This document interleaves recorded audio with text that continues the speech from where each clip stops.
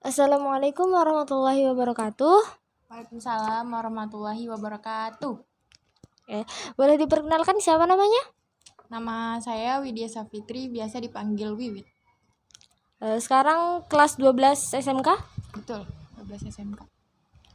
Sebelumnya apakah pernah mengikuti bimbingan konseling? Dulu pas SMP bukan yang khusus sih, cuman sharing-sharing biasa aja sama guru BK. Bukan yang personal.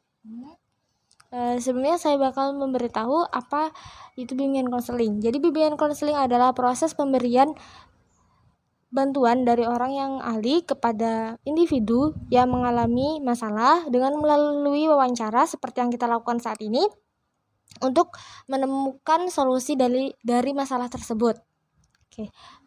Apakah bagaimana kegiatan di sekolah? Apakah menyenangkan?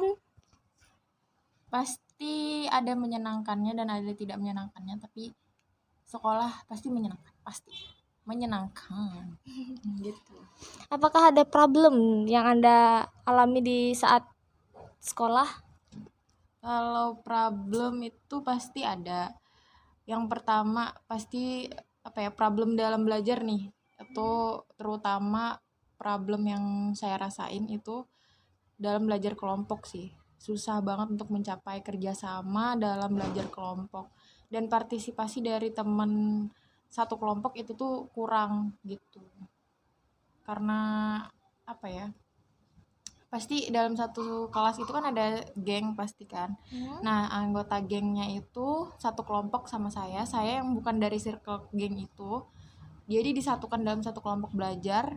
Mungkin ada perbedaan karakter, pendapat apa segala macem, jadinya partisipasinya dia, mungkin karakternya dia dari gengnya dia tuh ke bawah, akhirnya dia tuh jadi malas gitu kerja sama gitu. Jadi saya yang harus kerja lebih ekstra gitu, jadi kerjasamanya kurang dan partisipasinya dia tuh kurang gitu. Apakah hanya Anda sendiri yang mengerjakan tugasnya atau ada anggota kelompok lain yang ikut berpartisipasi?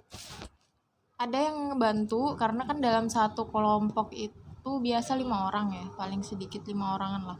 Nah, dalam 5 orang itu waktu itu yang paling parah itu ada 3 orang kelompok, 3 orang anggota kelompok dalam satu kelompok itu yang sama saya itu termasuk dalam geng di kelas itu, di kelas saya itu. Nah, 3 orang ini itu pada males semua gitu, jadi sisa saya kan sama teman saya satunya itu yang ngerjain tugas gitu. Jadi yang kerja lebih ekstra tuh cuman saya sama teman saya itu.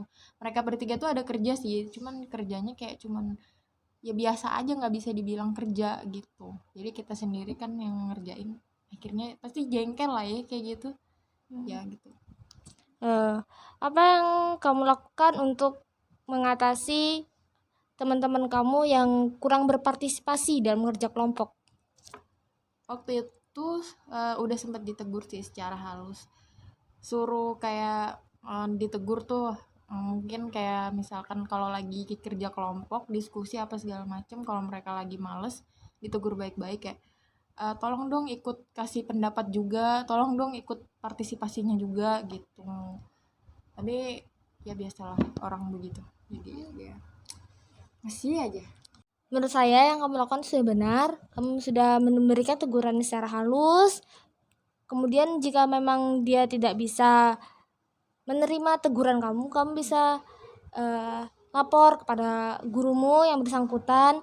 Pak, Bu, ada beberapa teman kelompok saya yang tidak mengerjakan tugasnya, sehingga hasil kerja kelompok kami kurang maksimal dan nilai kami pun pasti kurang karena hanya beberapa orang saja yang mengerjakan, yang lainnya tidak mengerjakan.